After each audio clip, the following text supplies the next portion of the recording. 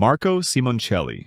On October 23, 2011, 24-year-old Italian MotoGP rider Marco Simoncelli was contesting the Malaysian Grand Prix at the Sepang International Circuit when his Honda lost traction while exiting turn 11 at race speed.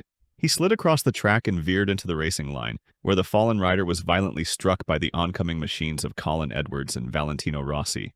The force of these collisions dislodged his helmet and caused catastrophic head, neck, and chest injuries. Race medical crews reached him immediately on the tarmac, and he was transported by ambulance to the Circuit Medical Center where, despite prolonged resuscitation and emergency treatment, he was pronounced dead less than an hour after the impact. A fan favorite, Simoncelli was known for his flamboyant style and exuberant personality, and his death sparked global mourning. Riders, teams, and fans throughout the paddock and around the world paid tribute and observed moments of silence. In his native Italy, the Misano circuit was later renamed in his honor. Daijiro Kato.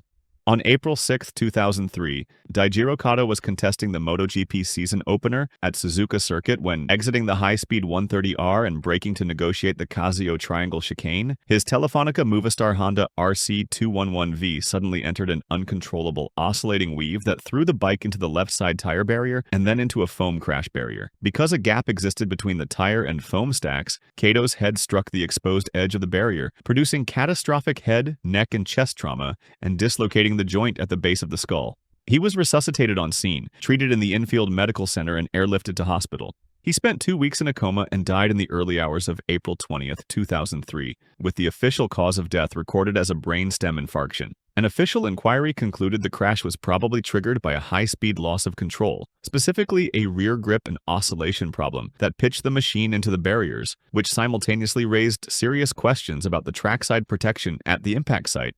Immediately following Kato's death, officials launched safety reviews and removed Suzuka from the following MotoGP calendar to allow for track changes. In tribute, his racing number 74 was retired. He was named a Grand Prix legend, and the motorsport world mourned the loss of the promising 2001 250cc world champion, Thomas Edward Lawrence. On May 13, 1935, Thomas Edward Lawrence, the internationally celebrated war hero known as Lawrence of Arabia, was riding his favorite Brau Superior SS-100 sport motorcycle along a narrow lane near his Clouds Hill cottage close to Bovington Camp. According to witnesses, he swerved to avoid 2 boys on bicycles, lost control, was pitched over the handlebars, and his unprotected head struck the road. He sustained severe head trauma, including a compound skull fracture, and was found unconscious. He was rushed to Bovington Military Hospital, where the attending medical team, which included the young neurosurgeon Hugh Cairns, was tragically unable to save him. Lawrence never regained consciousness and died 6 days later, on May 19, 1935, at age 46. His sudden death stunned the world, but it also spurred a vital change in safety. Dr. Cairns, deeply affected by Lawrence's unnecessary death from a preventable head injury, began a lifelong campaign to promote protective headgear. His extensive research into head trauma among military dispatch riders directly led to the compulsory use of crash helmets in the British Army during World War II, a development that ultimately pioneered the legislation for helmet use among civilian motorcyclists globally, thus saving countless lives in the decades that followed. The Dorset crash site, a place of profound consequence, has since been locally commemorated with memorial stones and plaques, rather than a simple white cross. Duane Allman. On October 29, 1971, 24-year-old guitarist Duane Allman was riding his Harley-Davidson Sportster in Macon, Georgia. Approaching the intersection of Hillcrest Avenue and Bartlett Street, he was speeding when he swerved to avoid a flatbed truck carrying a crane boom that had stopped abruptly while making a left turn. Allman lost control of his motorcycle, which either struck the truck's rear or its suspended crane ball, throwing him violently onto the roadway. The bike reportedly landed on him and skidded, resulting in massive internal injuries and severe trauma. Witnesses and contemporary reports said he was briefly conscious after the crash but rapidly deteriorated. He was rushed into emergency surgery at a local hospital but died several hours later from the internal damage. At the time of his death, the Allman Brothers Band was achieving massive success and moving toward national stardom thanks to their hit album, At Fillmore East. Additionally, Duane Allman was personally a highly respected and influential guitarist, famous for his session work with other major artists. As such, his death was widely mourned by the music world. His funeral at Snow's Memorial Chapel drew family, friends, and fellow artists. Thousands lined the procession route to Rose Hill Cemetery, and the band's subsequent release, Eat a Peach, carried the profound weight of that loss. Barry Oakley. On November 11, 1972, 24-year-old bassist Raymond Barry Oakley III was riding a motorcycle on Napier Avenue in Macon, Georgia, when, while rounding a sharp right bend at Inverness, he crossed the road's center line and collided at an angle with a Macon City bus. The force of the impact threw him from his bike and his head struck the pavement, causing a fractured skull and severe cerebral swelling. After the crash, he initially declined extended medical treatment at the scene and went home, but he grew delirious a few hours later and was rushed to the hospital where he died that night. The collision occurred only a few blocks from where Duane Allman had been killed the year before, and the eerily similar circumstances devastated the Allman Brothers band.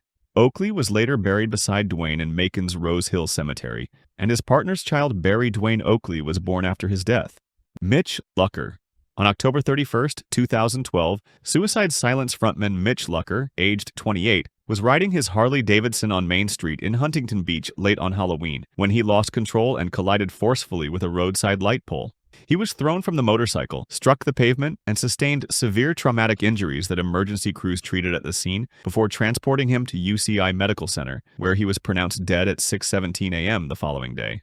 Local authorities and news reports attributed his death to the injuries sustained in the collision. In the weeks that followed, his life was commemorated through candlelight vigils, a memorial show, and the creation of the Kennedy Lucker Education Fund, with all proceeds supporting his family and daughter. Luc Bourdon.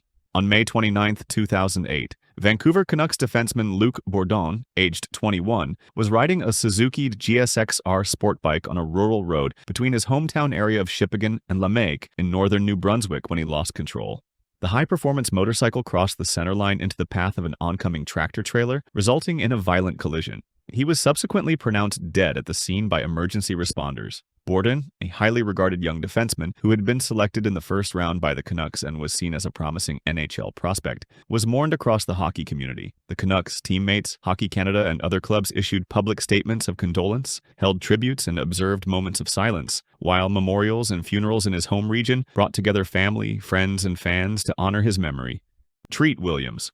On June 12, 2023, veteran actor Treat Williams, aged 71, was riding his motorcycle northbound on Vermont Route 30 near Long Trail Auto, just north of Morse Hill Road in Dorset, when a southbound 2008 Honda Element driven by Ryan Koss stopped, signaled, and then turned left across the road into a parking lot, cutting directly into Williams's path. Williams, who was wearing a helmet, was unable to avoid the collision and was thrown from his 1986 Honda VT700C. He sustained severe traumatic injuries and significant blood loss, and was airlifted to Albany Medical Center, where he later died of severe trauma and blood loss. Williams, who enjoyed a long career in film and television and was an avid motorcyclist, was mourned by colleagues and fans worldwide.